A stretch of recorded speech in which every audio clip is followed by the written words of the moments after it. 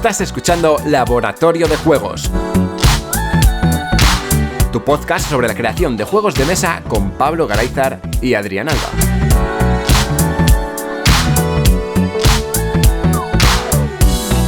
Bienvenidas y bienvenidos al octavo programa de Laboratorio de Juegos. Yo soy Adrián Alba y como siempre tenemos a Pablo al otro lado. Hola Pablo. Hola, ¿qué hay?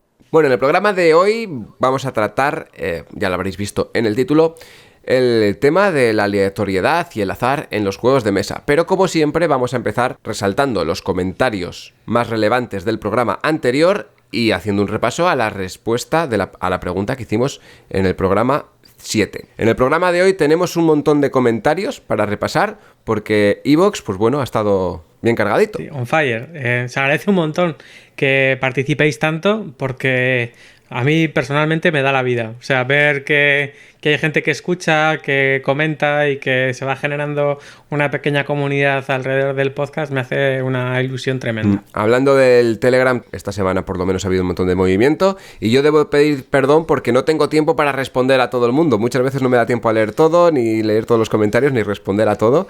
Pero bueno, llega el programa, hacemos un repaso y bueno, algo sacamos. Bueno, como estamos dos, yo de vez en cuando sí que respondo, así que entre los dos nos apañamos. Sí, yo ya digo, como con mis horarios laborales y hay mucho tiempo con el que no estoy con el teléfono y claro, hay veces que yo llego al móvil y pone ahí 100 mensajes y claro, se me queda una cara de... ¿Qué ha pasado? ¿Qué? Claro.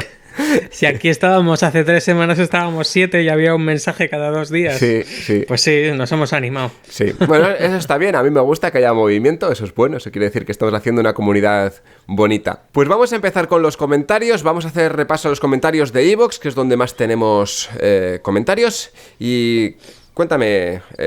Pablo, el primero. Bueno, pues el primero es de un nombre que ya nos va a empezar a sonar mucho, que es Paco Gómez, porque nos hizo una explicación fantástica del Traffic Jam y luego al final del programa igual tenemos alguna otra sorpresa con este nombre, con este protagonista. Nos dice, buen repaso de mecánicas, apunto el juego No Gracias, que reúne 2 mecanismos de los que habéis hablado, el Push Your Luck y la subasta a su manera. El juego, además, es interesante porque al jugador, en su turno, se le presenta la decisión más sencilla posible, el dilema. O bien toma la carta, o bien deja una ficha dando las gracias para no llevársela y da las gracias. Nada más. Si no haces una cosa, debes hacer la otra. ¿Conocéis otros juegos montados sobre un simple dilema? Pues sí, hay juegos en los que es robo carta o juego carta. Por ejemplo, un ejemplo que pongo yo habitual es el Riff, un juego que encima lo recomiendo muchísimo a todo el mundo y es un juego que solamente se basa en esto, juego carta o robo carta. El que está jugando quizás no se fija en esto, O sea, el que está jugando igual dice, no, yo voy aquí a montar mi puzzle, ¿cómo lo monto? Pero básicamente es eso, la decisión es esa. Sí, enlaza bastante bien con lo que comentamos en el programa anterior de mecánicas visibles y mecánicas invisibles, ¿no? Exacto. Y quizá no te fijas tanto en esa mecánica invisible que es un dilema tan sencillo como el que plantea Paco en el No Gracias, ¿no? Uh-huh. Luego, otro comentarista nos dice, es nuestra... memoria a largo plazo, sí. Porque a mí no me salían los nombres de los juegos y nos ha dicho David Vilches, los juegos que no nombráis al principio del programa son The Crew y Rhino Hero. Los que estabas buscando y no encontrabas, ¿no? Eso es, la punta de la lengua y da una rabia total. Encima, como el programa está avanzando, no puedo buscarlo y me puse especialmente nervioso con eso, pero bueno, se agradece que estuvieseis ahí dispuestos a apuntar esos títulos. De hecho, cuando dijo que era de Crew, dije yo, anda, sí, es verdad. Joder, que está teniendo ahora un montón de fuerza. Está teniendo... Creo que en Alemania se ha vendido de Crew, vamos, como rosquillas. Es que me suena que ha ganado el premio de uno de los Spiel, sí, ¿no? Sí, creo que sí. Y encima en Alemania el hecho de que ganen premios es que el juego se venda, vamos. Como rosquillas, sí. Tenemos también otro comentario de Jepe que nos comenta lo siguiente. Felicidades por el podcast. Por fin me he puesto al día con ello y puedo comentar con vosotros al día. O sea, es un oyente que nos ha descubierto tarde, dentro de lo tarde que se puede llegar a este programa, y se lo ha escuchado todo del tirón, básicamente. Respecto a este capítulo me surge la duda de hasta dónde abarca la mecánica de habilidad. ¿Englobáis la rapidez mental o visual en la mecánica de habilidad? Me refiero a juegos como Double, Jungle Speed, Pick a Oso, Cortex... ¿O ya sería otra mecánica aparte? Respecto a la pregunta del final, me gustaría ver vuestra opinión sobre la mecánica de puntos de acción, ya que la diferencia con selección de acciones es muy pequeña. Para mí, los puntos de acción deben acarrear que las distintas acciones que haya deban tener distinto coste de puntos en su realización. Ejemplo, en varias acciones disponibles, en tu turno puedes hacer todas las que quieras con X puntos y estas acciones cuestan 1, 2 o 3 según la acción. Y la otra sería, de todas las acciones disponibles, en tu turno debes elegir 2, selección de acciones. Un saludo y seguid así. Qué curioso, porque en este último apunte que ha hecho ha dicho cómo se eligen las operaciones en el Moon y cómo se eligen las acciones en Arqueras de Nan. Así que, no sé, para mí estoy totalmente de acuerdo con él. O sea, son mecánicas muy, muy similares, pero no son exactamente lo mismo. Uh-huh. Y, por ejemplo, en el... Perdonad por hablar de mi libro, pero es que es lo que más cerca me queda. En el juego Moon, en cada ronda tenemos un conjunto de unidades de energía y todas las acciones están disponibles, pero cuestan diferente energía, entonces tienes que ajustarla, ¿no? Y en el juego de Arqueras de Nan, pues para todas las rondas tienes 2 acciones y hay varias disponibles, y entonces tienes que usar tus 2 acciones como quieras. Sí, los puntos de acción, de hecho, se pueden ver también mucho en juegos con colocación de trabajadores, porque a veces la colocación de trabajadores no deja de ser una selección de acciones o puntos de acción, porque puede haber acciones que te cuestan más de un meeple. Lo que pasa es que está reflejado con estos meeples y a veces no vemos la diferencia, pero es esto mismo. Las mecánicas no son estancas, es decir, hay implementaciones concretas de cada una de las mecánicas que a veces te hacen dudar de esto, cómo se podría interpretar de una forma o de otra, ¿no? Respecto a lo que nos comentaba sobre mecánica de habilidad, a ver si englobábamos la rapidez mental o la visual, ¿tú cómo lo ves? Yo creo que no son exactamente lo mismo. Es decir, me parece que tienen un componente fisiológico claro, es decir, son las típicas mecánicas en las que los niños pequeños a veces nos dan verdaderas palizas, pues porque se pasan la vida... sus primeros años trabajando muchísimo eso, ¿no? Como la memoria a corto plazo, los memories nos ganan, discriminar detalles muy pequeños de algún dibujo más grande, o incluso pues colocar con las manos algunas cosas con psicomotricidad fina, ¿no? Y todo ello podría ser eso, como, bueno, gente hábil, gente menos hábil en general. Pero yo creo que son competencias diferentes. Es decir, alguien que no tenga una psicomotricidad fina en las manos, por ejemplo, podría tener un ojo de halcón y viceversa. No creo que sean exactamente lo mismo. Aunque sí que van dentro de una misma nube de mecánicas que tienen mucho que ver con las aptitudes físicas o fisiológicas de una persona. Yo separaría más lo que es una mecánica de habilidad. Me parece que es algo más físico en el sentido de tu coordinación manual-elemento, mientras que estos juegos de rapidez mental y visual es más la fluidez que tienes tú a la hora de visualizar y de procesar información con tu mente. Eso es. Entonces yo diferenciaría, ¿se podrían ser las dos de habilidad? Sí, pero yo no lo englobaría en el mismo saco. Sí, lo que sí que está claro es que son todas estas mecánicas que hemos comentado son mecánicas inmediatas, es decir, o sea, que requieren decisiones inmediatas y a veces preconscientes, o sea, pones la mano encima de la mesa o te llevas el token, el Jungle Speed, casi sin haberlo procesado. Es decir, ¿por qué tengo este token en la mano? Sí, joder, pues porque mi ojo ha visto la carta, me tocaba pim pam y lo he hecho, ¿no? Y luego dices, bueno, es que esto no tiene absolutamente nada que ver con una estrategia a 7 turnos vista y tal. Pues sí, está claro que hay como un espectro de diferentes mecánicas y unas están en una esquina, otras están en otras, ¿no? Y todas las que han comentado Jepe pues están en una punta del espectro, pero yo sí que veo, igual que tú, Adrián, ciertas diferencias entre ellas. Sigamos con comentarios de iVoox. Si tenemos más, cuéntame el siguiente, Pablo.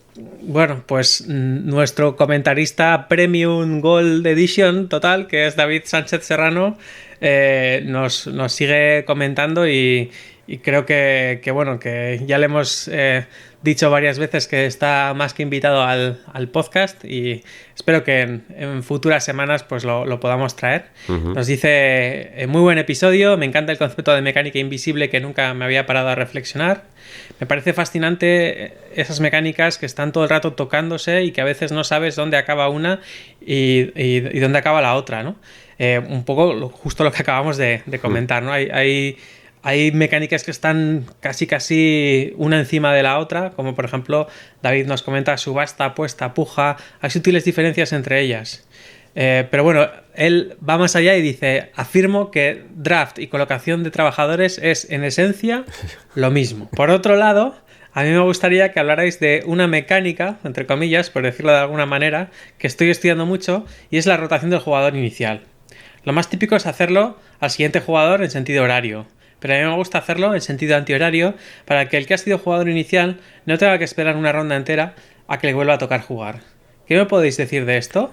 Seguid así. Lo que entiendo es que jugamos todos los jugadores en sentido horario, pero a la hora de pasar el marcador del jugador inicial se pasa en sentido antihorario. Lo primero... Sí, claro, si no sería jugar al revés. Sí, ya está. Lo primero que debo analizar es que es algo poco intuitivo para los jugadores. Si estamos jugando en un sentido, que el marcador vaya en la dirección contraria, si has jugado varias veces al juego te vas a acostumbrar, pero es algo poco intuitivo para los jugadores. Eso como punto inicial. Bueno, intuitivo sí o no. No sé si intuitivo es la palabra, pero sí que es verdad que estamos súper acostumbrados a que la mecánica de paso de testigo sea esa. Después, pues bueno, puedes hacer... Sí que podría pasar que un jugador tarde menos, pero dependiendo del juego, quizás que un jugador sea el primer jugador y después en el siguiente turno sea el segundo, igual le estás dando demasiada ventaja. Hay que analizar el caso de cada juego también. Entonces, claro, podemos hablar de que está bien o está mal, pero siempre dependiendo del contexto del juego. Cuando las rondas son pocas y hay acciones que son muy ventajosas, pues ahí hay que tener un poco de cuidado con esto, ¿no? Porque es lo que dices, si te viene una buena mano y encima eres el de cartas, por ejemplo, y encima eres el primero y no solamente eres el primero, sino que sabes que en la siguiente ronda te va a tocar el segundo y vas a poder dar otro buen empujón a tu jugador o a tus estadísticas en el juego, pues quizá la distancia sea tan grande que haya que meter 800.000 mecanismos de reenganche, de catch-up, para que eso funcione y al final te quede un pastiche un poco raro. Habría que dar una vuelta, yo estoy súper abierto a probarlo y me gusta mucho que David esté probándolo porque creo que es un enfoque interesante. Sí. De momento no sabría decir si bueno o malo, pero interesante seguro. Otra alternativa a lo típico, que suele ser, pues eso, pasar el jugador en sentido horario según vamos jugando, o que el primer jugador lo coja otro jugador según las acciones que haga. Que eso suele pasar mucho en muchos juegos, en muchos euros. El primer jugador es aquel que va a la acción de recibir la ficha del primer jugador. Sí, inviertes en ser el primer jugador. Eso es. Está muy bien. Y luego ya el mecanismo de recuperación clásico, que es el primer jugador es el que peor vaya. También. Pues sí, sería probarlo. Con respecto a la machada que dice de que el draft y colocación de trabajadores es lo mismo, ¿qué opinas? Ay, no, por favor, no creo que sean exactamente nada. Colocación de trabajadores, al final nosotros colocamos trabajadores entre acciones que hay disponibles. Igual se refiere a porque los trabajadores van bloqueando espacios, entonces claro. Hace la similitud en el sentido de que, claro, el draft también se va haciendo draft y cada vez van quedando menos cartas. Entonces las elecciones cada vez son menores dentro de las mismas. Y en la colocación de trabajadores, pues pasa exactamente lo mismo si tenemos espacios limitados. Sí, es que yo creo que ahí, o sea, lo hila muy bien cuando habla de mecánicas invisibles y mecánicas visibles. O sea, la diferencia entre draft y colocación de trabajadores es muy visible. Sí. O sea, hacemos físicamente cosas muy diferentes. Sí. Pero yo creo que el comentario un poco provocador de David es, no son realmente... dos herramientas para que acabemos haciendo un poco lo mismo, que es ir dejando a los jugadores conforme vaya avanzando la ronda menos opciones con las que desarrollar su estrategia. Sí, pero no, porque yo también veo la colocación de trabajadores en otro sentido, en el que tenemos acciones disponibles y utilizamos nuestros trabajadores para realizar acciones que hay disponibles, pero que no tienes por qué estar bloqueándolas a otros jugadores. No siempre ocurre esto. Hay muchas acciones que siempre están disponibles. Lo que pasa es que tú tienes igual 10 opciones y tienes que utilizar tu meeple para marcar qué acción quieres hacer. Pero eso no quiere decir que el otro jugador no vaya a poder hacer esa acción. Entonces, bueno, pero igual la puede hacer a más coste, o la puede hacer con menos ventaja, o sacando menos recursos de la zona. Sería un poco parecido también si en un draft hay varias copias de la misma carta, por ejemplo, o algo parecido, ¿no? Sí, tiene similitud en el sentido de, si se bloquean espacios, obviamente sí, tiene mucha relación con el draft, sí. A primeras te puede parecer que no, pero sí. A mí sobre todo, no, yo aquí estoy haciendo de abogado del diablo y buscándote un poco las cosquillas, porque sobre todo lo que me gusta es el cómo hila David el tema de mecánicas visibles e invisibles, que fue el tema del capítulo anterior, con mecánicas que conocemos y que sabemos que son diferentes, pero que a nivel invisible o a nivel ya más de funcionamiento o de herramienta de palanca que utiliza el creador, pues pueden parecerse bastante si se cumplen ciertos requisitos, como tú bien decías, ¿no? Sí, cierto es. Si se cumplen los mismos requisitos, que es que vayan quedando menos opciones para los jugadores, pues sí. En esencia son lo mismo, como bien dice él. Luego teníamos algún comentario más, ¿no? Seguimos con Círculo Vicioso Podcast, que nos invita a que pasemos por su podcast para que les hagamos un resumen de todo lo que estamos aportando en este programa. Así que ahí nos han lanzado una cañita para que nos pasemos. Por mi parte, completamente encantado de poder ir.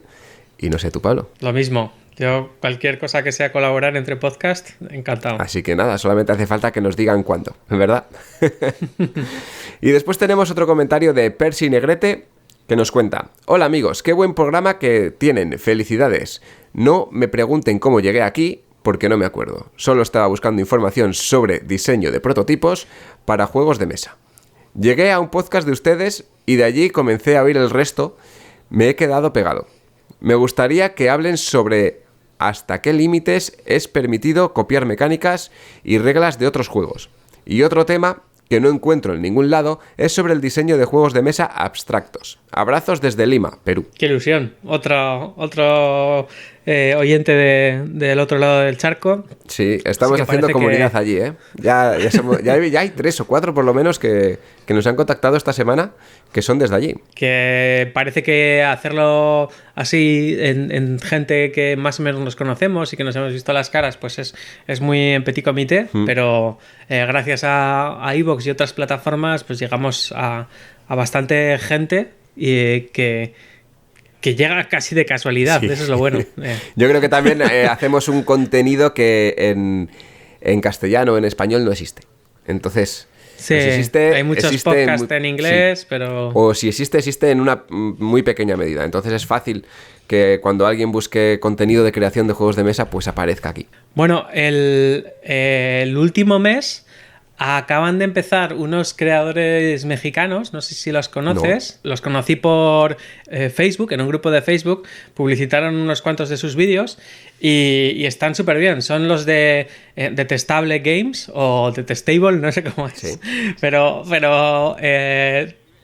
sí, Detestable Games en YouTube, y lo recomiendo un montón porque todavía están empezando, ¿vale? Llevan, 3-4 semanas, o sea que somos casi coetáneos porque nosotros llevamos 8 semanas, o sea que, o un poquito más. Y entonces, ellos han empezado con formato vídeo y con vídeos muy cortos, de 3 minutos o así, dando unas pequeñas pinceladas, y está muy bien que haya ya comunidad en español de la creación de juegos de mesa. Bueno, quizá algún programa les podamos tentar para que vengan a hablar de su canal o de lo que están haciendo. Uno de ellos acaba de tener una campaña de Kickstarter súper exitosa, de un juego que se llama Dodos Riding Dinos o algo así. Sí, me suena mucho eso, lo he visto en algún sitio. O al revés, o Dinos Riding Dodos, no me acuerdo. Sí, me suena. Son un animal yendo. Es un juego de carreras tipo. En uno de los vídeos lo comentan que intenta generar las mismas sensaciones que le generaban a él el Mario Kart. Sí. Entonces intenta hacer una especie de Mario Kart con bueno. una carrera loca de dodos controlando dinosaurios Qué bueno. y también se lanzan plátanos y tal. Bueno, Detestable Games. Me lo apunto aquí para echarle un vistacito y, por supuesto, pues siempre estamos súper abiertos a poder conocerlos más. Uh-huh. Yo creo que aquí han hecho el juego de palabras, en inglés. También te lo voy a comentar. Detestable, Sí, detestable, que pues eso, entre Sí. table que es mesa y detestable que será pues detestable, pues han hecho un poco ahí el juego. En la cabecera del El vídeo, juego. al principio pone Detestable con TH, como The Test Table. Y luego lo ponen en español. También como son mexicanos, Se hacen un poco el pues juego. estarán a medio camino entre el castellano y el inglés. Hemos dejado un poco de lado la cuestión que nos ha planteado Percy, así que vamos a responderle, Retomar. ¿no? Sí, claro. Vamos a retomar un poco lo que nos ha contado. Sí, hace dos preguntas. La primera pregunta es... El tema de copias ¿hasta qué? mecánicas. Eso es, ¿hasta qué límite? Bueno, Vale. ya lo comentamos cuando estuvimos hablando de mecánicas, que las mecánicas principales no son fáciles de crear. Es decir, que ha habido poca creación de mecánicas como tal en los últimos años. Lo que ocurre es que cada vez son más la combinatoria, la explosión combinatoria que se da al decir, mira, pues voy a hacer, pues como decíamos, ¿no? Un juego de habilidad y además de gestión de recursos. Pues igual no ha habido hasta ahora, ¿no? Eso es un poco donde puede residir la creatividad. Dentro de lo que decía de hasta qué límite está permitido copiar las mecánicas se pueden copiar porque las mecánicas no tienen copyright, ni tienen copyleft, ni tienen nada. Son de uso para todo el mundo. Dominio público.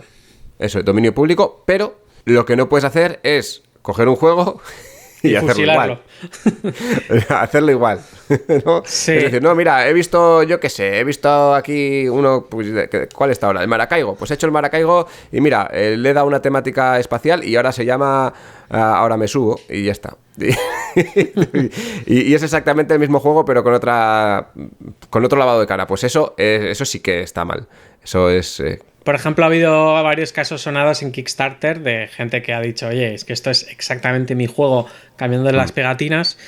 Uno de los casos más sonados fue el del Bonanza, que hubo una campaña que estaba recolectando bastante dinero y que era una copia literal del juego con otro arte, ¿no? Entonces dices, bueno, igual. ¿está permitido? Bueno, pues sobre las leyes del copyright sí que está permitido, porque...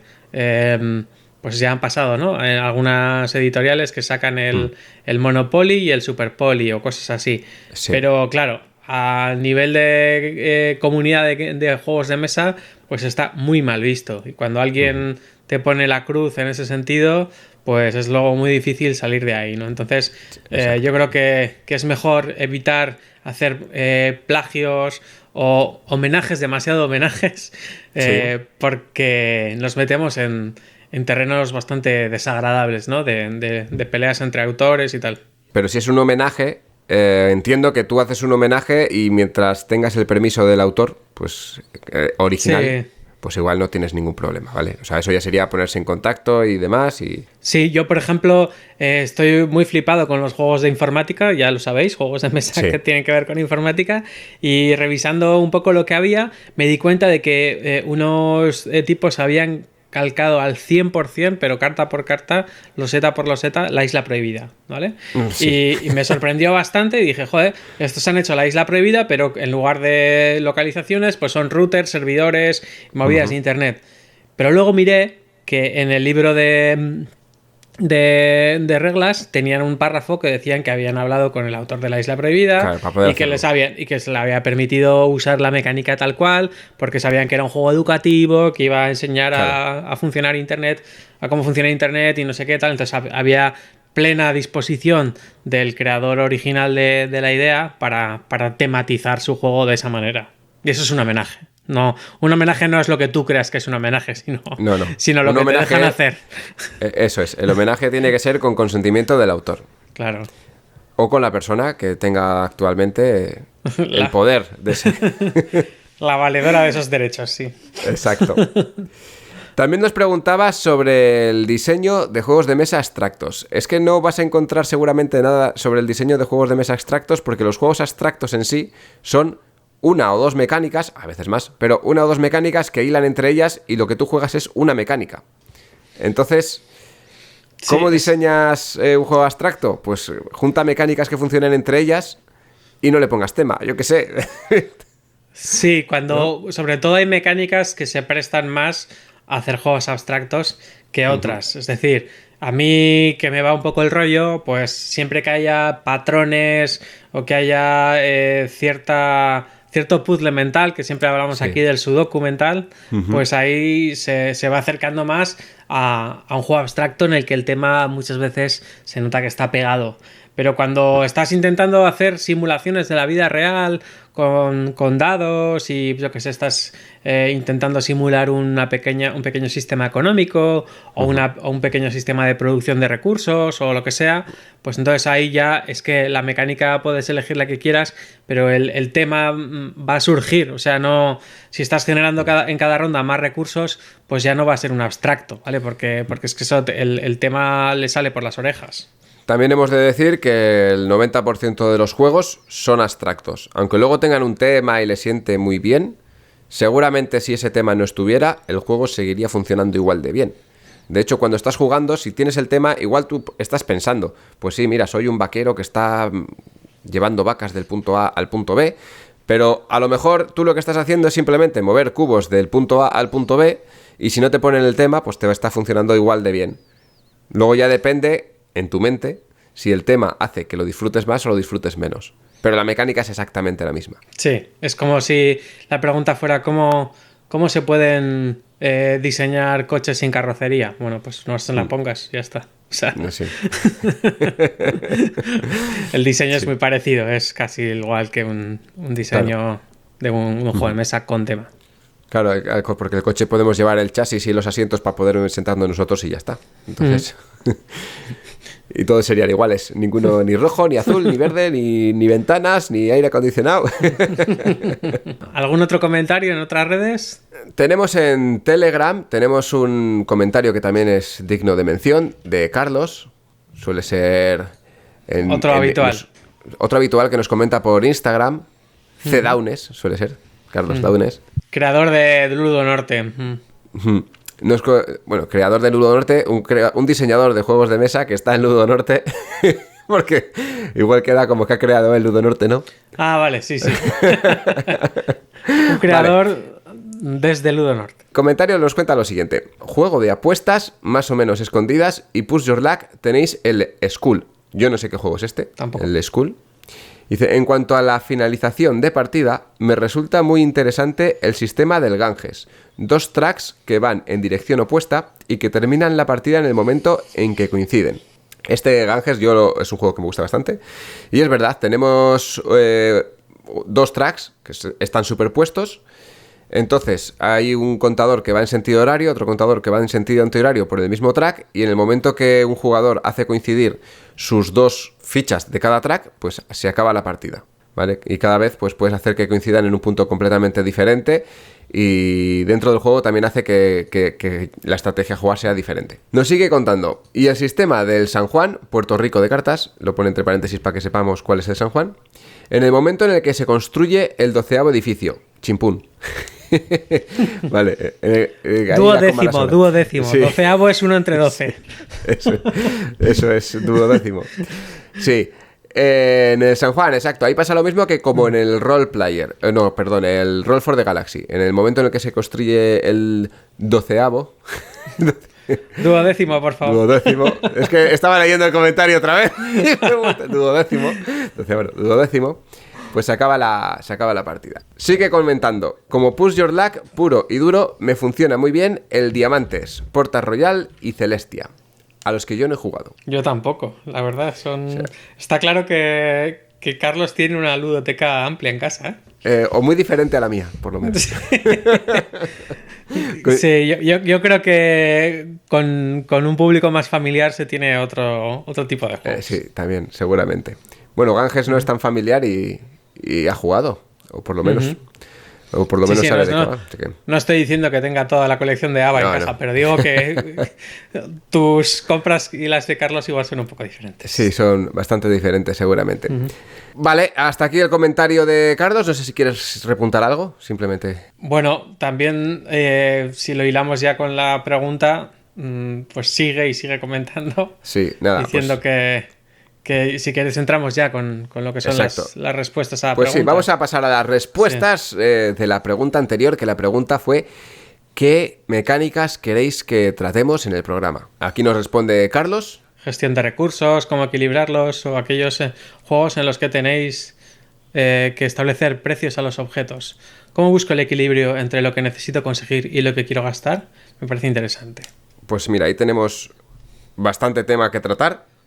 Porque encima yo estuve haciendo un jueguito en el que había que poner precio a las cosas. Y ahí, bueno, pues ahí toqué bastantes palos que encima con otro compañero que también estaba haciendo este juego junto conmigo, pues salieron bastantes ideas interesantes desde puntos de vista desde que somos autores y los que no han hecho un juego en su vida. Y hay muchos temas a tratar que en un principio yo no me di cuenta, pero a raíz de hacer este juego con este amigo, pues bueno, me di cuenta de que sabía más de lo que parecía. Y muchas cosas que tuve en cuenta para poder ajustar precios. Eso lo hablaremos en otro programa que requiere, vamos, eso, le podemos dedicar un programa entero. Incluso yo creo que tiene bastante carga matemática el hecho de poder asignar bien los precios. Y para eso igual le pedimos también ayuda a Paco para ese programita. Sí, que traiga su Excel y nos dé ahí un poco de caña.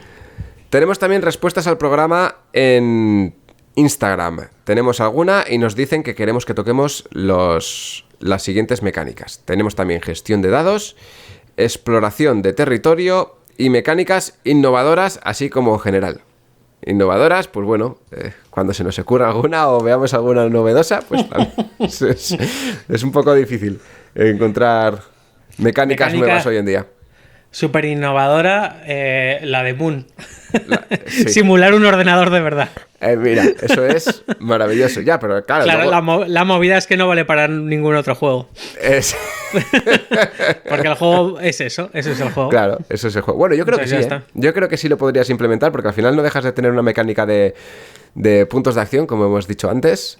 Sí, y de patrones. Y de patrones. Entonces, dándole una vueltita, igual sí que se podría... Sí, de hecho, hablando con José, el creador del juego La Viña, me dijo que le recordaba un poco la mecánica del Moon a la mecánica del Clax. No el Clanks, el Clax. Sí.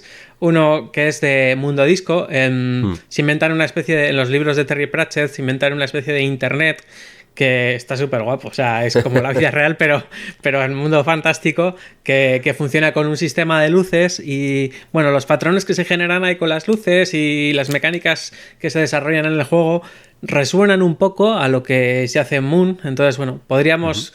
Yo, si tuviera que hacer una familia de quienes están usando la mecánica del Moon, pues pondría esos dos mínimo. Y luego ya sería cuestión de investigar más. Pero encontrar una mecánica más o menos novedosa es complicado porque es que está bastante trillado el tema y bastante inventado todo. Sí, como decimos, lo más novedoso es juntar una mecánica con algo que no se haya juntado antes. Mecánicas entre sí, mecánicas con componentes, etcétera. Este tema salió también en una charla que hicieron en las jornadas Epidemics que montó Stronghold, creo que es, hace una semana o dos. Y hay un vídeo bastante interesante que salen autores españoles como pues Inma, la presidenta de Ludo, Pac, de GD Games, Alberto Millán, Nuria Casillas, Eloy Pujades, bueno, un Dream Team de los creadores, y estuvieron hablando un poco de esto, de si está todo inventado ya o no. Y bueno, la conclusión es que no. O sea, la conclusión suya era que no está todo inventado, güey. Que todavía hay mucho margen, sobre todo un poco en los bordes, ¿no? Sobre todo no la gran mecánica que vaya a revolucionarlo todo, sino dices, mira, pues es que estos le han dado una vuelta de tuerca muy especial a este tipo de juegos, o a este tipo de componentes, o a este tipo de mecánicas, ¿no? Pues mira, yo no he visto todavía ese vídeo, que me gustaría verlo. Lo que sí vi fue una foto que salía toda esta gente en una conversación y dije, ¿qué es esto? Digo, ¿dónde se han juntado aquí todos estos? Pero se juntaron en YouTube, pero organizado por Stronghold, las jornadas Epidemics, que están súper chulas. Pues a ver si le echo un ojo a ese vídeo. Vamos a pasar al tema del día, que es azar y aleatoriedad en los juegos de mesa. Si presentamos el azar, como bien leí en un artículo el otro día, me pasaste tú el enlace, Pablo. Sí. El azar es como la sal en la comida. Si echamos la justa, quedará una comida sabrosa, pero si nos pasamos, pues eso quedará salado y será incomible. Sí, a mí me gusta mucho el símil, a pesar de que el autor justo dice que el símil no funciona del todo bien, pero sí que está muy bien porque cuando tú empiezas a cocinar, dices, joder, las cosas están mucho más ricas con más sal.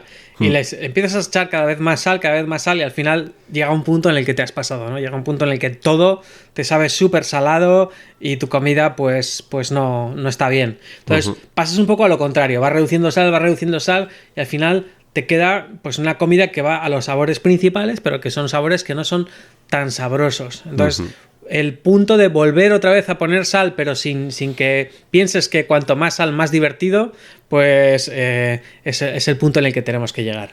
Y para cada persona, ese punto está en un lugar ligeramente diferente. Es decir, está claro que no vamos a echar 2 toneladas de sal a cada plato, ni vamos a dejar los platos con 0 de sal, que eso es muy poca gente le gustan así. Pero hay gente que le gusta con un puntito más de sal y otros con un puntito menos. Eso ya sí, al gusto, exacto. Fuentes de azar, tenemos dados, tenemos mazos de cartas, tenemos una bolsa con tokens dentro, incluso con dados para hacer más azar todavía. Tengo dados y una bolsa en la que me puede tocar un dado de diferente color. Tenemos pilas de losetas y tú apuntaste como otro tipo de azar el micado. No es el micado el que te comes, no es un juego. No, el juego este de los palillos que tú tiras bueno, el juego este del cuco que tienen en ABA, también de autores españoles. Cuco Kiko pues estrena nido. Sí. Pues va un poco en la misma línea de componentes. No sé si en el juego del cuco importa qué palito sacas, pero en el micado sí, es decir, hay algunos que valen más que otros y bueno, es un poco como la yenga, pero con espaguetis. Sí, con espaguetis de diferentes valores. Eso es. Entonces, pues al principio se barajan un poco y luego se dejan caer así al tuntún. Y lo que ocurre es eso, es que ahí pues depende mucho cómo te lo ha dejado el jugador anterior, pero también dónde estén los palillos que más valen, ¿no? Entonces ahí tenemos una fuente de azar un poco diferente.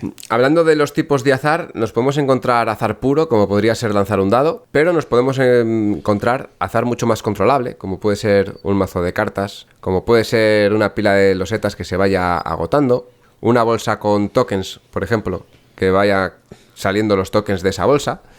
Si queremos azar puro, pues tenemos, por ejemplo, eso, los dados, las cartas que aunque las saques del mazo las vuelvas a meter después de usarlas, o las bolsas de los tokens, que los tokens los sacas pero vuelves a meterlos. Sí, ahí no nos vamos a meter hoy mucho con el tema de las matemáticas, quizá haya que volver, ya sabéis que estamos haciendo una primera vuelta para cubrir algunos temas generales y luego volveremos a profundizar, pero quizá habría que darle un repasito a la combinatoria y ver si va a haber, pues como bien decías tú, repetición o no repetición de las cosas. Pues hay veces que dices, no, conforme voy sacando tokens de una bolsa, pues ya si veo que el resto de participantes están sacando todos los malos, pues yo voy a jugar cuanto más mejor, porque sé que la bolsa está cargada de cosas interesantes, ¿no? Y al revés, si ya han sacado de la bolsa los 3 más interesantes, pues ir a por el token de la bolsa, pues es un negocio que muchas veces no nos va a acabar bien. Pero si hay reposición, si estamos volviendo a poner todos los tokens otra vez, entonces ya ahí tenemos un dado, tenemos algo muy parecido a un dado. Sucesos, pues que no son predecibles. Son dependientes o independientes. Es decir, cuando tú tiras un dado, que haya salido un 6 en la anterior tirada, no tiene nada que ver con lo que va a salir en la siguiente. Que puede volver a salir un 6 perfectamente. Eso es. Y puede salir otro 6 y puede salir otro 6. Y ya hablaremos de eso, de sucesos dependientes e independientes, del teorema de Bayes y de movidas matemáticas que son muy interesantes para crear juegos de mesa, pero que al principio pues pueden ser un poco apabullantes o nos pueden dar un poco de respeto y decir, yo no me quiero meter en esas historias, prefiero probar sensaciones y ya está. Bueno, sí, sensaciones sí, pero igual hay herramientas que tienen cierto azar predecible o no predecible, como tú bien decías, y que en algún momento dado te interesa meter cierta impredecibilidad o cierta predecibilidad para generar sensaciones diferentes. Aquí me gustaría resaltar, en el mundo de los Dungeon Crawler, ahora mismo se ha hecho muy famoso, se ha hecho muy potente el Gloomhaven. Ha cogido un mogollón de fama. Y también la fuerza que tiene no solamente por el modo de juego, porque al final cuando estás jugando no deja de ser más de lo mismo en lo que estás haciendo, sino que se diferencia en la forma de hacerlo. Por ejemplo, cuando jugamos a un Dungeon Crawler como puede ser un Destin, ahí los personajes cuando van a hacer una acción lanzan dados para determinar su éxito. Puedes potenciar la tirada, puedes mitigar tu azar con ciertas cartas, pero tú lo que haces es lanzar dados. Sin embargo, en Gloomhaven lo que tenemos es la ausencia de dados que han sido sustituidos por un mazo de cartas. Un mazo de cartas que van a alterar la acción que tú realices. Este mazo de cartas se compone por cartas positivas, cartas negativas y cartas neutrales. Entonces, según vas jugando cartas, esas cartas van desapareciendo del mazo para el resto de la partida. Si te han tocado las cartas positivas que te dan más éxito a tu acción al principio de la partida, sabes que en el resto de la partida vas a tener más posibilidades de que te toque la mala. Y al revés, si te ha tocado la mala, vas a tener posibilidades de que te toque más la buena, porque la mala ya la tienes fuera. Yo creo que de esto ha sido también determinante en su éxito. Sí, porque a la gente le molesta bastante que al final quienes ganen y pierdan las partidas sean los dados, ¿no? Y aquí no dejas de tener azar, pero sabes más o menos por dónde te va a ir los tiros. Sabes que vas a tener la tirada gloriosa, que sería el 20 en un dado en un juego de rol. Sabes que vas a tener la pifia, que es el 1 en un dado de rol. Pero sabes cuándo te sale y ya una vez que te ha salido sabes que no te va a volver a salir. A no ser que se den ciertas circunstancias, claro. Puedes tener más controlado ese azar. O sea, no es... Si vamos a la ausencia de azar total, también al final igual a veces deja de percibirse la sensación de juego, ¿vale? Es decir, pues esto es un guión que yo estoy siguiendo. Sí, aquí si no tuviéramos esas cartas que nos modifican nuestra probabilidad de éxito, pues simplemente haríamos el mejor combo con nuestra mano y ya está. Jugaríamos las cartas que más nos convengan y sabemos que vamos a tener el éxito asegurado. En ningún momento te dirías, a ver si me toca, me la voy a jugar. O me voy a guardar para ver si más adelante tengo más suerte. No jugarías en ese sentido. O sea, sería todo mucho más controlado. Y a lo mejor no tendríamos esas sensaciones que nos da el juego. Todo esto es un melón que igual lo abrimos en otro programa, que es el tema de la aleatoriedad de entrada y la aleatoriedad de salida. Exacto. ¿Dónde incluir mecanismos aleatorios dentro de nuestro diseño de juego, dentro de las situaciones de partida? Porque no es lo mismo que un combate lo decida unos dados a que una disposición inicial de losetas decida cómo va a ser la partida o cosas similares, ¿vale? Entonces, todo esto da para muchísimo más y creo que merece un programa propio para hablar precisamente de esos dos conceptos, la aleatoriedad de entrada y la de salida. Muy bien, pues hablando de la aleatoriedad, la aparente falta de patrones u orden, tenías apuntado aquí. Sí, porque muchas veces hablamos de que algo es random, de que algo es aleatorio, de que algo es azaroso, pero ¿a qué nos referimos? Pues que es impredecible, que no hay un patrón que pueda definirlo fácil, que no hay un orden. Resuena un poco por detrás la idea de entropía, ¿vale? De desorden. Ya sabéis que al final el universo tiende al caos. Eso es la explicación que podéis dar para cuando algo no está ordenado. Os dicen, ¿por qué tienes todo esto?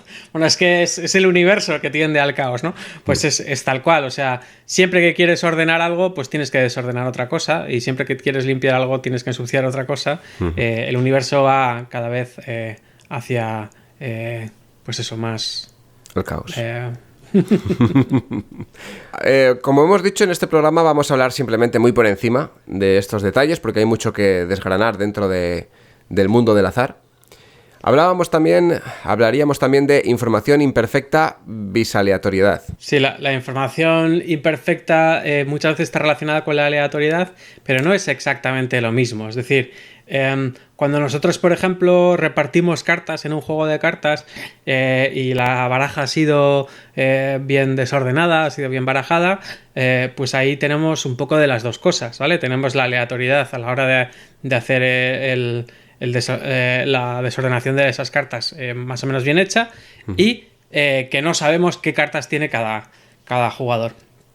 Pero, por ejemplo, si estamos jugando a piedra, papel o tijera, o a pares o nones, o a los chinos, o cualquier otro juego de esos, tenemos información imperfecta. Es decir, yo no sé lo que tú vas a sacar, pero ninguno de los dos estamos decidiendo a voleo.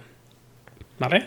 Tenemos nuestra estrategia, o incluso queremos forzarnos a ser impredecibles y pues me da igual cualquiera de los tres y voy a elegir esto. Aún así no es aleatorio, ¿vale? Tú estás decidiendo a partir de cosas que te han pasado, pues que has ganado casi siempre con roca, o que cuando con piedra, vamos, o que pues siempre intentas elegir la que ganaría en la partida anterior, ese tipo de cosas, ¿vale? Entonces ahí no hay nada de aleatoriedad, pero sí que hay información imperfecta. Y luego puede darse el caso de que haya las dos. Mira, voy a dar un apunte respecto a piedra, papel, tijera, que me parece interesante. Aunque sabemos que piedra, papel o tijera dentro de nuestra cabeza puede sacar cualquiera de las tres cosas, hay estudios que han concretado que la mayor parte de la gente siempre juega piedra en su primera jugada. Sí, no sé si habéis jugado contra la aplicación que hay de piedra, papel o tijera del New York Times. No. Pero es una gozada increíble porque es que además de ganarte te explica por qué te está ganando. está muy bien programada porque pues sabe qué es lo que pasa, ¿no? Intenta predecir los patrones con los que nosotros intentamos generar pues nuestras jugadas, ¿no? Entonces, pues casi siempre lo que tú dices, empieza con papel porque muchos humanos empiezan con piedra. Exacto. Pero si tú, por ejemplo, empiezas con tijera, ya la primera o la segunda ronda igual le ganas. Pero a partir de la tercera o la cuarta ya te empieza a pillar un poco de patrón de por dónde vas, qué es lo que estás intentando hacer. Y realmente a la conclusión a la que quería llegar yo con este punto es que los humanos somos lamentables generando aleatoriedad, ¿vale? Sí. Es decir, hemos puesto fuentes de azar, dados, mazos de cartas, bolsas de tokens, pilas de losetas. Humanos también son fuentes de azar, que son fuentes de azar lamentables, ¿vale? Es decir, cuando nosotros queremos hacer algo aleatorio, cuando queremos, pues os digo, venga, coge 20 caras y 20 cruces y ordénamelas aquí en una pizarra, apúntalas o en un papel o lo que sea. Cara, cruz, cruz, cara, cruz, lo que sea. Pues somos tan malos generando azar que hay fórmulas matemáticas para detectar qué ristra de caras y cruces la ha generado una moneda de verdad y cuál es la ha generado un humano. ¿Y dónde fallamos? Pues fallamos principalmente... Esto es acojonante, pero es tal cual, ¿eh? O sea, de hecho, os puedo pasar algunos enlaces que podemos poner en el programa para que lo probéis. Pero fallamos principalmente en pensar que el aleatorio significa variadito, como un espolvoreado de números por ahí, ¿vale? Claro. Entonces dices, no, aleatorio significa que no sabemos lo que va a pasar después. Y algo espolvoreado, algo que está variadito, pues tiene un patrón. Tiene un patrón que es variado, pero tiene un patrón, ¿vale? Si es verdaderamente aleatorio, no debería tener ningún patrón. Es decir, si de repente alguien dice, joder, qué suceso más raro, han salido 7 caras. Y dices, ya, bueno, dentro de las 7 tiradas hay un suceso que es ese, que es 7 caras. Puede haber rachas en lo aleatorio. Esto es como los chavales en los exámenes, cuando son de ABCD y tienen que elegir la respuesta y dicen y cuando no tienen muy claro cuál es, dice, pues esta tiene que ser la C, porque ya he puesto muchas veces hace poco, ¿no? Exacto, exacto. Eso ha pasado. Lo malo es que igual tiene razón, porque hay dos humanos cagándola. El que pone el examen y el que lo hace. Exacto. ¿Vale? Entonces, yo me saqué... O sea, soy informático, me saqué psicología por la UNED y ahí había un montón de test. Y cuando veías test de otros años, veías si el grupo de profesores se lo había currado o no se lo había currado. Y había muchas veces que los profesores no se lo curraban nada y que hacían pues ese variadito que tú dices, ¿no? Sí. Que de repente, para 30 preguntas, pues hay más o menos 10 A's, más o menos 10 B's y más o menos 10 C's. Entonces, ahí estás dando un montón de información a quien está haciendo el examen. Claro. Porque si tú de repente sabes súper claro que tienes 9 A's fijas y 8 B's fijas, pues el resto, que no tienes ni idea, te los juegas a las C's y que salga el sol por Antequera. O sea, igual sacas una notaza. A mí me gustaría ver un examen de, yo qué sé, 30 preguntas de ABCD y que todas las respuestas sean A. Eso, yo ahora como profe me lo han preguntado muchas veces, en plan, ¿has hecho esa machada? Y digo, no, ¿por qué? No, porque mucha gente que sabe la materia se niega a pensar que sean esas las preguntas y puede pensar que hay algún error o algo por el estilo. Es que eso es lo que pasa. Es que eso rayante. Yo lo he visto en el sentido de... Bueno, yo hace tiempo hice una oposición y yo dije, me da igual. Si dije, B, ¿hay otra vez? Pues sí, otra vez. A mí me da igual. Yo digo, ¿es B? Pues es B. Me habré confundido en alguna, pues bueno, pero no voy a cambiar esta respuesta cuando sé que esta es la buena, ¿no? No voy a revisar. Para los exámenes, lo que sí que les digo a mis estudiantes es que todos los órdenes de preguntas y todos los órdenes de respuestas están generadas con la función random del ordenador. O sea que... no los pongo yo. Y... sobre todo, no los reviso, porque si después de hacer un random de repente veo que hay 9 A seguidas y digo, ay, no, vamos a meter una B por aquí que la gente se pone muy nerviosa. Pues no lo reviso. Es que la gente se pone nerviosa con eso. He puesto 4 A's, no, puede ser la siguiente A también. Y no, yo les aviso y les digo hoy. Les digo, ojo, que puede haber rachas muy largas, ¿vale? Entonces, por eso los humanos somos muy malos al generar azar y por eso ahí en los juegos de información imperfecta, pues quien es un poco más vivo en detectar este tipo de patrones que existen, no son gente que cree ver cosas dentro del ruido del azar, sino que son patrones que son predecibles y que existen, pues al final saca mucha ventaja, ¿no? No sé si quieres tocar algún tema más respecto al azar. Creo que unas pinceladas le hemos dado por encima, no le daría muchas más vueltas porque ya profundizaremos más adelante en cada uno de estos términos que hemos hablado. Sí, quedan muchas cosas en el tintero. Este es un primero de azar. Sí, es un esbozo. Ya sé que para muchos vais a pensar, joder, qué poquito han contado de azar, yo quería más. Pero este programa no puede alargarse más porque en este laboratorio en el que estamos hemos habilitado un pequeño rincón que se va a llamar el Rincón de las Matemáticas. Y en él, pues tenemos a un nuevo colaborador, a Paco Gómez. Muy buenas, Paco, ¿qué tal? Hola, Adrián, ¿cómo estás? Hola a todos. Bien, vamos a empezar esta nueva sección. Se llama El Rincón de las Mates y va a ser protagonizada por ti. Así que, ¿cuál es tu intención con este pequeño rincón dentro de este laboratorio? Bueno, mi intención es compartir un poquito de la visión que tenemos los autores sobre los juegos, en concreto la visión de las matemáticas que hay detrás de las figuritas y de las fichas y espero, bueno, que sea de interés para todos. Vamos a empezar esta primera parte, esta primera sección, este primer día en el que tenemos a Paco, pues respondiendo más que nada a un comentario que tenemos por ahí, ¿no, Pablo? Sí, nos habían puesto deberes. Nos decía David Vilches que le gustaría que comentáramos el juego Winner Circle de Quinicia, que dice que es uno de los juegos con más matemática explícita que conozco. Sus últimas páginas de reglamento están dedicadas a las tablas que analizan las posibilidades para cada posible resultado de la partida. Si podéis ojearlo, merece la pena. Y eso nos lo dijo hace un par de programas, pero es que en el último programa dice, bueno, insisto con el Winner Circle de Reiner Knizia, vinculándolo como comenté en el anterior programa, a las matemáticas. Es una labor de análisis de diseño matemático por parte del doctor Knizia increíble. Los que no lo conozcáis, por favor, descargaos el reglamento y visitad su última página donde hay una tabla increíble de análisis de resultados con exclamaciones. O sea, parece que David Vilches está flipado por las mates alrededor de este juego y entonces, bueno, pues ahora que tenemos un rincón de las mates, qué mejor que tratarlo, ¿no? Qué bueno, qué bueno.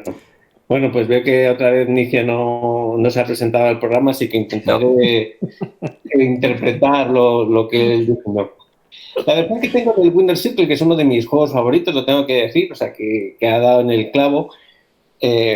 David, la versión que tengo, decía, es una edición un poco de coleccionista, un poco de capricho, coreana, de Dice Tree Games, y no vienen esas tablas de resultados que comenta David en los comentarios, pero bueno, aún así, pues como intentamos ver qué hay detrás de los reglamentos y de los componentes, pues yo creo que nos acercaremos bastante a lo que Knizia tenía en la cabeza. Bueno, vamos a hacer la ficha un poco por encima de Winner Cycle. Según la BGG, pues tiene una puntuación de 7.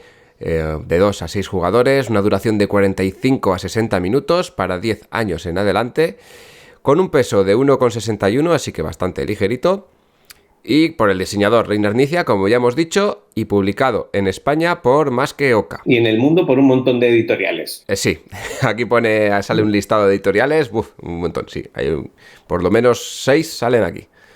Comentabas, Paco, que esta es una evolución de otro juego, ¿no?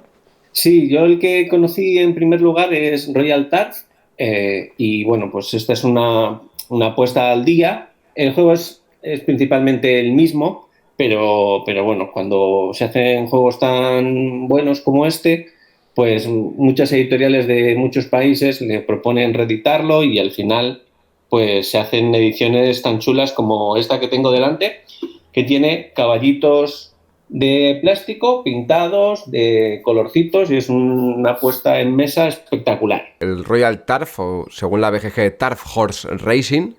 Este es de 1995 y el Winner Cycles, que no lo hemos dicho, es del 2001. Ya tienen tiempecito estos juegos, ¿eh? Sí, pero siguen estando vigentes. A mí lo que me sorprende es que han cambiado el número mínimo de jugadores, ¿no? Igual le ha dado una vuelta que inicia para las partidas a 2 jugadores. Pues no lo veo en la ficha de la BGG y bueno, quizás sí es verdad que se podría jugar a 2 jugadores, pero creo que tiene más gracia siendo varios más. Así que bueno. Sí. La BGG dice que la comunidad dice que cuanto mejor funciona es con 5 o 6 jugadores. Exacto. Y que debería ser de 3 a 5, no de 2 a 6. Muy bien, pues si queréis os cuento cómo se juega. Estupendo. Claro que sí. Venga, así muy rápido. Es un juego de apuestas en carreras de caballos. Se disputan tres carreras de caballos, dan una vuelta al tablero, 7 caballitos, y el juego consiste en empezar apostando por algunos caballos, disputar toda la vuelta, dar toda la vuelta con los caballos para ver quién queda en primera, segunda, tercera posición, y en función de tus apuestas, los jugadores luego reciben más o menos premio por si han acertado los caballos que iban a ganar o no. Y eso es básicamente el juego. ¿Cómo avanzan los caballos? Y esa es parte de la gracia que vamos a comentar aquí. Pues avanzan de la siguiente manera. 6-7 caballos, cada uno de los jugadores en su turno va a avanzar a uno de ellos. Y lo hará lanzando un dado. Es un dado que tiene de sus 6 caras, la mitad, 3 de ellas, tiene una cabeza de caballo. O sea, la mitad de las veces que tire el dado saldrá una cabeza de caballo.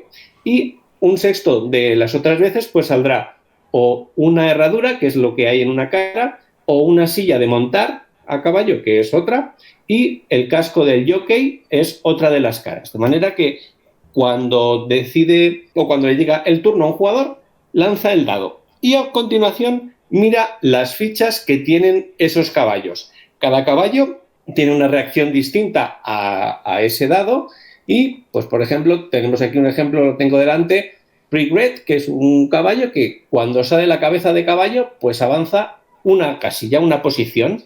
Si sale el casco del caballo, avanza 20, con la silla de montar 4 y con la herradura 3. O sea, según cómo salga el dado, este caballo puede avanzar mucho o poco, pero cada caballo es un poquito distinto.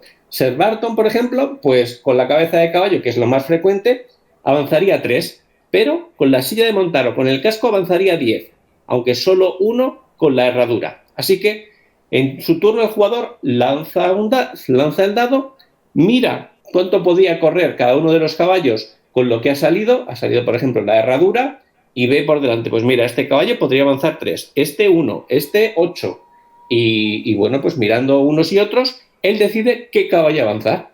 El siguiente jugador avanzaría otro de los caballos, el tercero otro, y así hasta que los 7 hayan tenido la oportunidad de ir adelante. Y así durante varias rondas, unas 5 o 6, con eso habrá caballos que completen el recorrido y se suban al podio, y así acabará la carrera y podrán repartirse los premios. Más o menos, ¿me he explicado?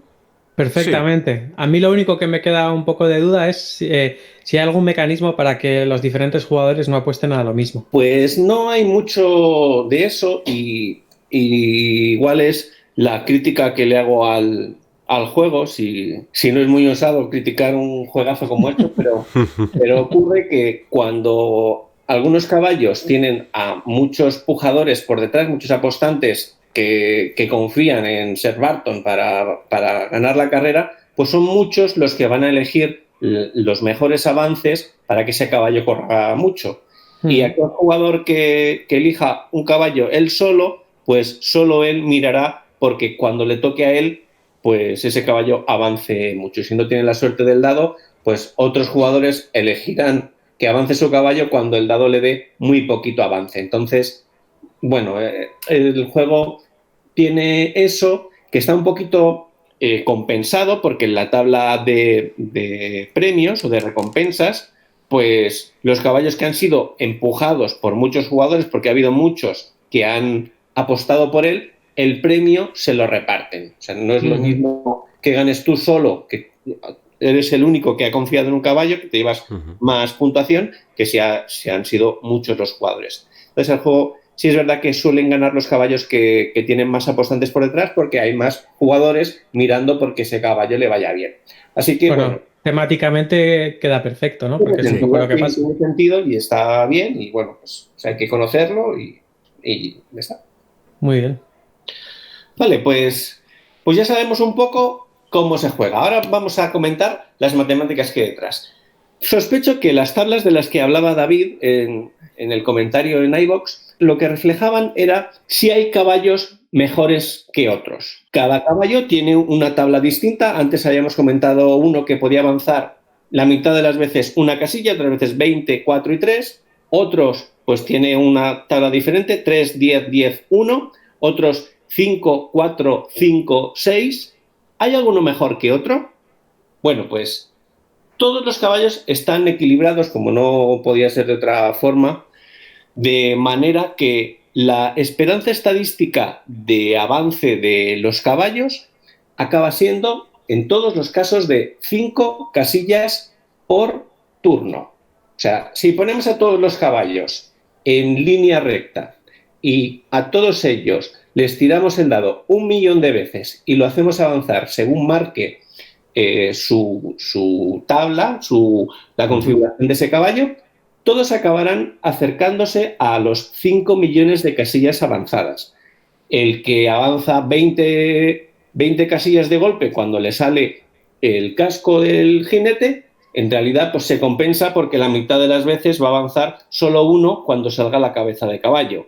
Los que tienen un par de caras con 10 de avance, pues se compensa con otras caras que tienen mucho menos. Y el caballo más predecible, si pusiéramos uno ficticio que no está en la configuración del juego, pero porque sería aburrido, pero un posible caballo podría avanzar siempre 5 casillas, saliera lo que saliera en el dado. Es casi lo que le ocurre a Saison Bay, que es uno de los caballos que avanzaría según lo que salga, o bien 5 casillas, o 4, o 5, o 6. O sea, va a avanzar más o menos de una manera predecible. Entonces, la esperanza estadística de lo que van a avanzar todos los caballos es idéntica.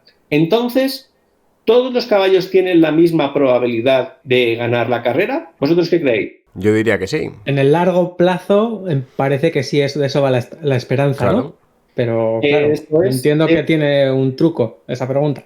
Eso es, lo tiene porque para eso tenemos esta sección, para desmontar estas cosas.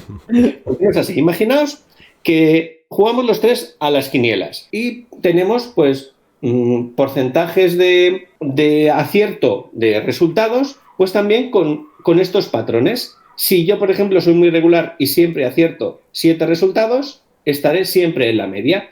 En cambio, si otro a veces acierta 10, otras veces acierta 4, pues estará también en la media, pero tiene mayor dispersión. Si hay otro que hay días que se da fatal y acierta 0, pero otras veces acierta 14, lo que acaba ocurriendo es que esa mayor dispersión hace que cuando acierte 0 resultados, pues no va a ganar nada, va a ser una mala semana, pero cuando acierte 14 nos va a dar el palo. O sea, una cosa es la media.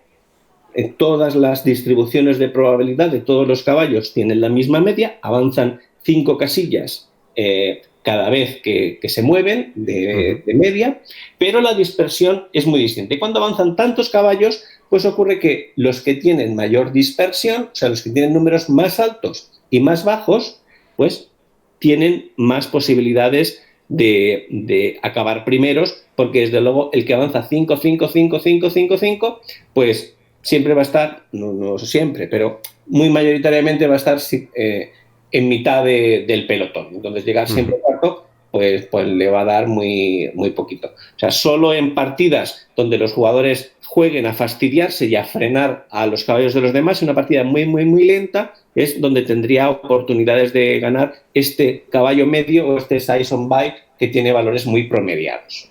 Ese caballo tendría bastante sentido utilizarlo cuando esté muy penalizado perder, ¿no? Ser el último o el penúltimo.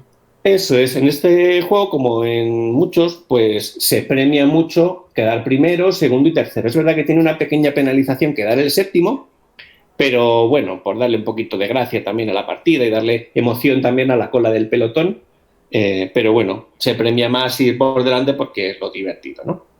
Bueno, pues esa es la primera conclusión. Si pensamos un poco en las típicas campanas de Gauss, estas montañitas que se hacen para las probabilidades, este que es 5-5-5 estaría muy, muy cerca del 5 y muy, muy hacia arriba, ¿no? Y los otros que tienen 1, 20 y demás, estaría el centro de la montaña en el 5 también, pero sería mucho más ancha la montaña, ¿no? Correcto. Vale. Es exactamente como dice, son distribuciones de probabilidad que todas tienen el punto medio en el 5 y este caballo ficticio que estamos diciendo, 5-5-5-5, que no tiene mucha emoción, pues sería una línea recta que subiría hasta el 100% puesto en el 5. O sea, ese caballo tiras 1.000.000 de veces el dado y avanzará 5 millones de casillas seguro, mientras que los demás, pues bueno, tienen una mayor o menor distribución. Imaginad este regret que estábamos comentando. Puedes avanzarlo con el casco del jinete, avanza 20 casillas. Pues el día que tiene suerte de que le sale 2 veces el casco del jinete, pues en 2 casillas, en 2 tiradas, le ha dado la vuelta al tablero, cuando normalmente pues se tardan 5 o 6 en darle la vuelta. Vale, pues ya hemos hablado un poquito de esperanza, de distribución de probabilidad y de dispersión. Vamos con la siguiente pregunta. ¿Y por qué hay 7 caballos? ¿Podría haber cualquier otro número, 8 o 5? Bueno, pues el número 7 es el número elegido de caballos porque por esta mecánica que estamos diciendo, el primer jugador mueve uno de los caballos, el segundo moverá otro de los caballos, pero tiene que ser otro, no se puede avanzar siempre el mismo. Las 7 primeras veces que lancemos el dado para mover un caballo, se moverá a cada uno de los 7 caballos distintos. O sea, el primero tiene todas las opciones de hacer todo, de mover al que quiera, pero a medida que avanza la ronda, pues los caballos que ya van siendo movidos, pues tienen que esperarse la segunda ronda para volver a tirar. Entonces, el sexto jugador solo podrá elegir entre los 2 últimos caballos que quedan por mover. Incluso en el séptimo turno, a quien le toque tirar por séptima vez el dado, pues no tendrá más que un caballo al que mover, con lo cual ni siquiera tomará ninguna decisión. Eso hace que el jugador inicial, el jugador inicial de cada ronda, pues tenga mucha ventaja, puede mover a todos los que quiera, y a medida que te tarde en llegar a ti el turno, pues hay muchos caballos que ya se han movido, entonces tu influencia en el juego es menor, ¿vale? Entonces, ¿por qué los caballos son 7? Los caballos son 7 porque es un número primo que no es divisible entre ninguno de los posibles números de jugadores de la partida. Imaginad que los caballos fueran 6 y que los jugadores fueran 6. Si fuera así, el primer jugador inicial tendría todas las ventajas en la primera ronda, pero cuando se dé la vuelta y pase el dado por los 6 jugadores, al pobre sexto jugador no tendrá ninguna decisión porque solo quedará un caballo por mover, y al jugador inicial de la primera ronda le tocaría de nuevo ser el jugador inicial de la segunda. Lo mismo pasaría con 2 y 3 jugadores. Eso, lo mismo pasaría con 2 y con 3. Entonces, el número 7 es el elegido porque es un número primo que no es divisible ni entre 2, ni entre 3, 4, 5, ni 6. Y además es un número razonablemente corto, porque podrían haber elegido, pues yo qué sé, 17. Sí, el número 73, sí, es que es primo. pero para que sea un número razonable, pues 7 es un número primo, no es divisible en ninguno de los anteriores y el número de jugadores son 6. Si hubiera querido Nicia o queremos hacer un juego de este estilo con 8 jugadores, para que puedan jugar hasta 8, el número de caballos que aguantaría todo esto, pues sería el siguiente número primo, que sería no 9 porque es divisible entre 3, sino 11. Y como 11 parecen muchos, pues las matemáticas condicionan para que los caballos en este juego, por esta mecánica de juego, pues sean 7. Así que el número de 8 jugadores es 6. Igual que estiró el número de jugadores hacia abajo para que pudieran jugar dos personas, que está bien, pues a 7 personas no podría llegar a menos que elevara el número de caballos a 11. Aunque, bueno, matemáticamente incluso lo tendría que poner en 17, ¿no? A 8 jugadores, si vemos la estadística también como los turnos que tiene cada jugador antes de que se acaben todos los caballos, si juegan, por ejemplo, a 2 jugadores y tienes 7, sabes que todos van a mover a 2 caballos. Y después va a haber un jugador que solamente moverá 1. Entonces, si tienes a 11 caballos y son 8 jugadores, ahí veríamos que, bueno, las probabilidades van... O sea, la capacidad de decisión de qué caballo mover va reduciéndose mucho más fuerte, ¿no? Quizás sí, con ese margen. Luego, y seguramente te aburrirías si ves que tu influencia en la apuesta es muy pequeña y entonces pues pesaría más lo que antes comentaba Pablo de cuánta gente ha apostado por el mismo caballo, que eso es lo que acabará determinando, porque tus decisiones, pues entre 8 jugadores sería 1/8 de las decisiones, además incluido por el dado, o sea que, bueno, son muchos los elementos a compaginar, pero bueno, los números primos y los números divisibles son elementos con los que jugamos los autores para que las cosas queden consistentes y las cosas fluyan de manera natural y nadie repare en que las cosas fallan. El juego fluye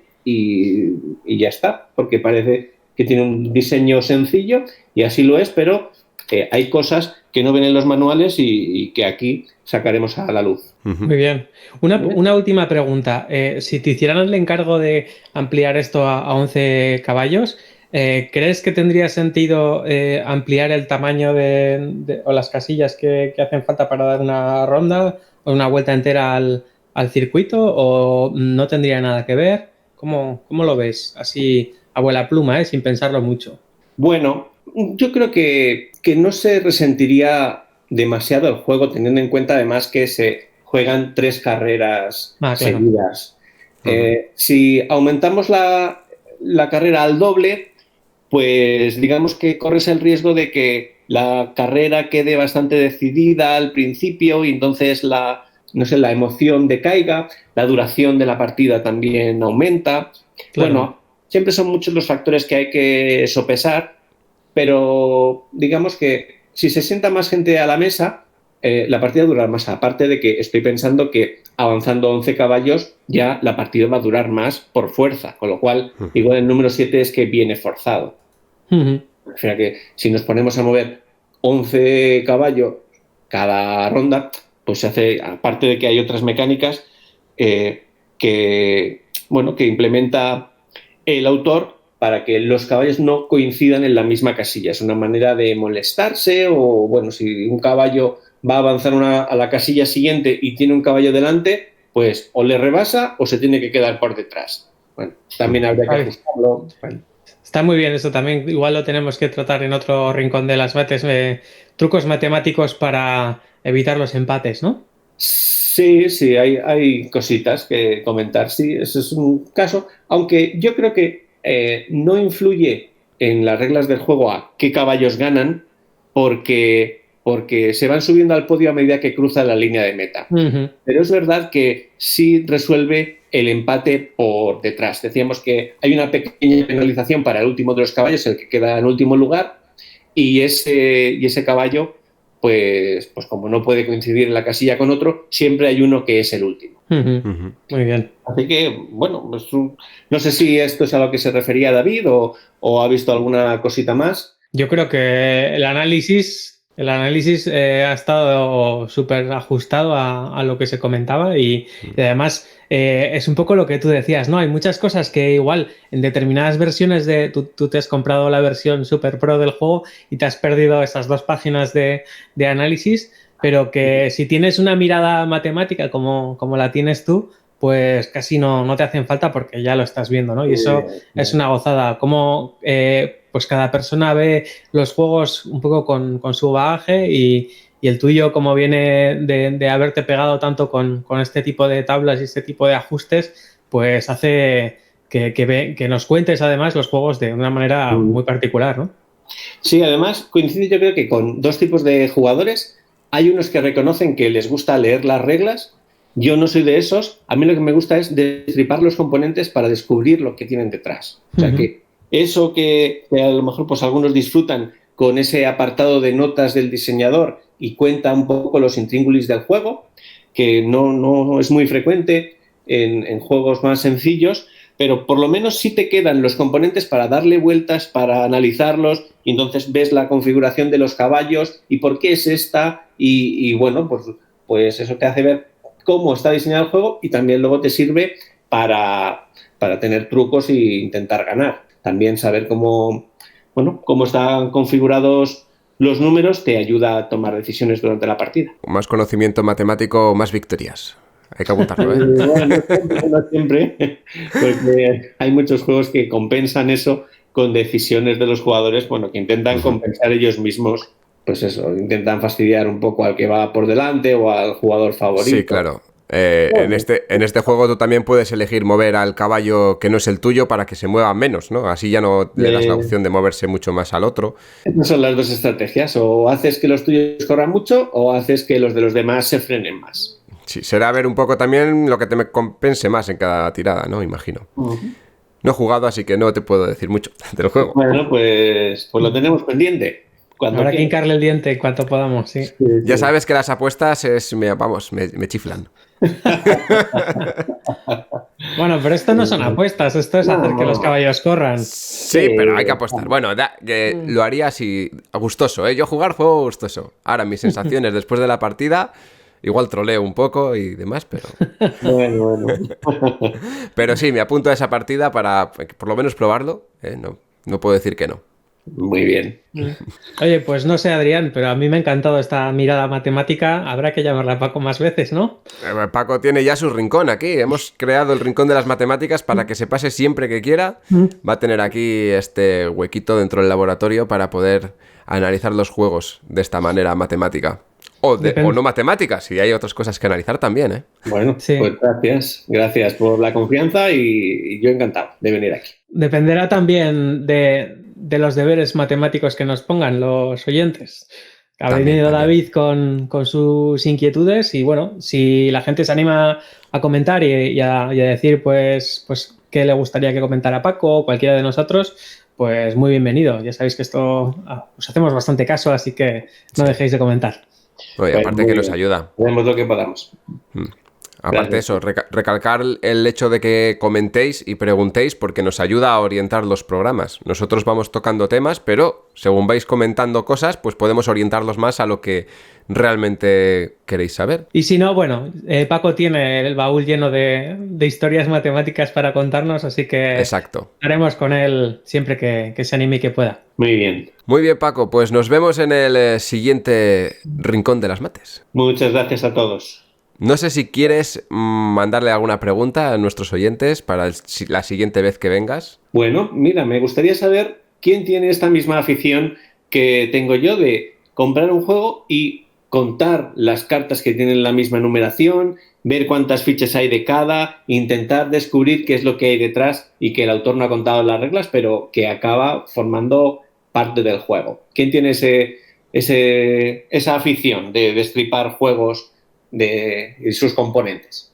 Perfecto. Pues bueno, lo dejáis en comentarios, como siempre. En comentarios, en Twitter, en Instagram, con el hashtag, en este caso, laboratorio, sería hashtag LAB08. Muy bien. Chao. Muchas gracias. Hasta luego. Gracias a todos. Pues ya está finalizando el programa, pero no sin antes hacer una pregunta para el siguiente. La pregunta va a ser la siguiente. ¿Qué relojes de finalización de partida conocéis? No, bueno, ya hemos hablado de algunos de los que conocemos nosotros, pero estaría bien si conocéis alguno que sea peculiar, es decir, que solamente se use en ese juego o que no conocéis hasta ahora. Cosas curiosas. Sí, nada, dura 7 rondas. No, algo que dé chicha, que sea diferente. Bueno, un mini comentario que hicieron en Telegram. Dijeron, oye, tengo un juego que está en prototipo, que tiene un número fijo de rondas y comentasteis que eso en el ajedrez estaba muy mal resuelto así, con los 50 movimientos o los 3 movimientos si hemos estado en la misma posición y tal, y que un número fijo de rondas pues es un mal reloj. Yo no quise decir eso, ¿vale? Creo que un número fijo de rondas es un buen reloj y además muchas veces temáticamente le queda como anillo al dedo. Es decir, estamos simulando una semana y hay 7 días, o estamos simulando un año y hay 12 rondas. Pero lo que quiero decir es que en el ajedrez el número de rondas no es fijo. Lo que pasa que llega un momento al final de la partida donde se resuelve con este truco que queda como un pegote un poco raro, ¿vale? De hecho, si vais a la Wikipedia, a la página donde se explica cómo finaliza una partida de ajedrez, pues hay un montón de supuestos y es poco elegante, ¿vale? Es poco elegante cómo está explicado. Pero si ese es vuestro único reloj de partida o uno de los principales en vuestra partida y temáticamente le pega bien, es decir, no es un hay 3 rondas pero con 4 me aburro, sino que viene un poco al caso y que lo habéis probado y tal, adelante con él, ¿eh? Es el más simple, pero no por ello menos válido o menos efectivo. Era poco elegante en el ajedrez. En el resto de sitios, perfecto. Pues nada más, acabamos aquí el programa de hoy. Recordaros que podéis escucharnos en iVoox, Google Podcast, Spotify y YouTube. En iTunes, pues bueno, está ahí un poco al cuelgue. Si alguien quiere colgarnos en iTunes el programa, si os metéis en el grupo de Telegram, tenemos allí anclado el link para poder hostearlo donde queráis. Si conocéis alguna otra plataforma, pues también podéis hostearlo allí o decírnoslo para que nosotros lo hagamos. También podéis comentar en los programas en iVoox y en YouTube. Ahí os responderemos y son los programas que leeremos para después hacer el análisis en el siguiente programa. En este caso, podéis comentar en las redes sociales como Twitter, Instagram y también en nuestro grupo de Telegram con el hashtag #LAB08. Y nuestros contactos personales pues los tendréis en la caja de descripción. Nada más, nos vemos en el siguiente programa. Hasta luego. Adiós. Puedes seguirnos en las redes sociales, Instagram y Twitter, @laboratorio_POD. También puedes escucharnos en YouTube, Laboratorio de Juegos.